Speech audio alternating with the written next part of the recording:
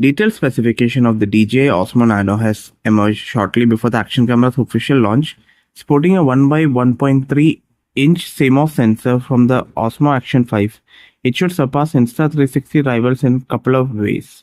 DJI is on the verge of launching a secure consumer device after releasing the Mini 5 Pro in all but the US earlier this week. DJI had indicated a tiny action camera known as Osmo Nano is going to be launched, alongside with the long-rumored Osmo Action 6. Initial details had emerged a few months ago.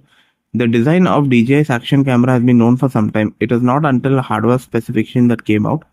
According to Bilbil Kun, DJI has equipped Osmo Nano by the 1x1.3-inch CMOS sensor that combines 143-degree field of view, 2.4 Newton meter wide pixels, 13.5 stops of dynamic range. It can record 10-bit D-Log video in 4K and up to 60 frames per second or 120 frames per second for creating slow motion video. It appears to having a price of around $349, despite being significantly smaller. He said that they can support up to 90 minutes of battery life at 200 minutes when included with the display module. Incidentally, the latter features 720p OLED screen with IPX4 rating.